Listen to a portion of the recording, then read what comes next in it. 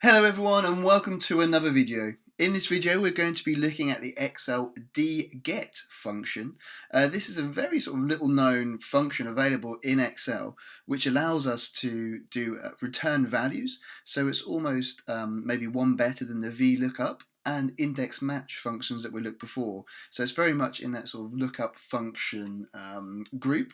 And like I say, it's a little known function to get used, but it's highly powerful. So we're going to step through that function, how it works, and then we'll jump into Excel as always to go through examples of using the function. So first of all, the purpose of using the dget function is to get a value from a matching record. The function is made up of three parts. You have database, field, and criteria. So this function is from the Excel database functions available to us. I guess this function was probably surpassed when we had the later functions available to us in Excel, but nonetheless it's still got a real powerful use, and it's one that you could really use and probably solve a number of questions, especially when you get into the realms of wanting to do a VLOOKUP but with multiple criteria. This could potentially be the function for you. So the first one is database. So this is the database range, including headers. But in essence, this is just the range containing your data that has the values that you want to find and return. Number two is the field. So this is the field name or index to count, but more simply put, this is where your value resides that you want to return. So in terms of VLOOKUP, this would be like the index number, so where you identify the column in which or the column number that you want to return a value from. And then number three is just the criteria, so the criteria range including headers. So the criteria being what criteria do you want to apply to the database range in order to return a value. And then at the bottom there, you can see the function in its entirety. So it's quite a short little function of the three parts. It's equals dget, and then you've got the database followed by the field, and lastly the criteria. So without sort of going too much into that or cause any confusion, we'll jump across to Excel and go through some examples because it's a lot easier way to get this function across. Okay, so you now join us in the Excel application, and we have our example that we're going to work through. So what we have is we've got our range of data here, which will form our database in terms of our function, and it just has some ID numbers, and it's looking at total sales. So it's total sales per day, and you can see that each of those is mapped to a month, and each has got an ID number as well. So what we're going to do is use our dget function in order to return a value that matches our criteria, where the month is February and the day is Monday. Because obviously, as you can see, there's multiple different Mondays in our column D, but obviously they coincide with a different month. So our criteria is we want to find out what the total sales was for Monday that was in February. So to do this, all we need to do is enter our dget function and open brackets, and then we've got our prompt there to tell us the different arguments. So database is just our full range of data, so we just select that like this. Or what you could do as well is if your data, your header started in the first row and you had a lot more data on here, you could just select the columns as a whole, but for us we've just selected that defined range there. So for fields, you have three different ways you can input this information. You could either do it as an index number, so you put in the actual number which represents the column from within your database that contains the value you wish to return. Alternatively, you can put in here the type it in manually, so within quotations you could type in the field name or the column header. So for us, you could type in here total sales within quotations. Or the third and final option, which we're going to be using here, is to simply select the column header from our summary table. So as we sort of skipped over it, but what we've got here is this little summary table here is using the same headers that we've got in our database, but obviously pre-populated, so we can reference that to define the column in which the value sits we want to return.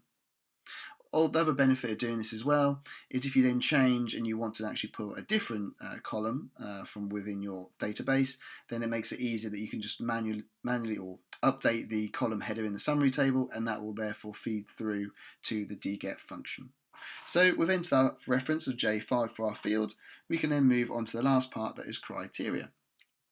So the criteria is really easy to enter, and it works on the basis where you have two pieces of information per piece of criteria. So the first will be the column header or the field that you wish to apply criteria to, and then the second part is the criteria you wish to apply.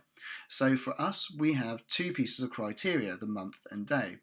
So what we need to do is we need to select the range of H5 to I6. And the reason for that is because the first piece of criteria is the month, and then beneath that is the criteria we wish to apply to that column.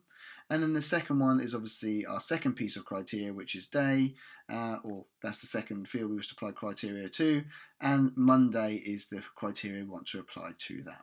So all you need to do is just select as much, so if you had three pieces here, you just need to make sure you've got the column headers and then the row beneath what tells the piece of criteria you wish to apply to that field. So having entered close brackets, that is our complete formula, and you can just see that here in this sort of yellow highlight, or obviously in our formula bar at the top here for your reference. Once done, all you need to do is hit enter, and you can see we've got a value returned. And we can now manually check that by finding February in our months, locating Monday day, and we can see that we successfully brought back the £215. Benefit of this as well is if we now change our month, we could change this to March, hit enter, and we can see that March Monday was indeed 3:30. So our function is working very well and dynamically as well. The other benefit of using this function, so in our example there, we returned a value that was to the left of our criteria, and by that we mean the month and day. But the benefit of this is we're not limited to a particular direction. We're able to also go to the left of the criteria as well. So to just change the formatting here, let's just go back to a number, and just going to change this because I don't like having decimal places on number, funny like that. Well, for this scenario anyway. So we just got rid of the pound sign. You can see we now have just 330. If I was to change this to ID, and as you can see in our example, ID is the very first column in our database, and it is to the left of our criteria. If I change this to ID, our function will now say, okay, they actually want to pull a different field, therefore it will go and pull that information. So upon hitting enter, you can see that our function now knows it needs to pull from a different column or field reference, and it gives us now the return value of 107. And we can see from a manual check that if you find March and Monday, what's here, just highlighted, that 107 is the ID that corresponds with those two pieces of criteria. So there you go, that is our look at the dget function. It's a very, very straightforward function to use once you get the hang of it, and it is also one of those ones that adds to our ever-growing list of functions that are potentially better than using the VLOOKUP. So I guess in summary, VLOOKUP is great if we've got a simple value or single piece of criteria and the value we wish to return is to the right hand side of our search value. We then have index match, where we want to get a bit more dynamic than VLOOKUP and maybe return values to the left of our search criteria or make it dynamic in a number of ways. But dget actually does the same functionality as index by being very dynamic in all directions it pulls, but actually it's a bit more simpler function to get the hang of, and it's just a really powerful one to use indeed. So what we'll do is we'll be uploading this document to our website, and the link to download this document will be in the description for the video just below. So if you want to get hold of that, just go down into the description of this video, click the link, and that will download for you. If you haven't done already, please do subscribe to the channel. It would be greatly appreciated, and if you want to be notified, make sure you hit that bell notification button so that YouTube notifies you when we have new videos uploaded. Thank you very much for watching, and we will see you in the next video.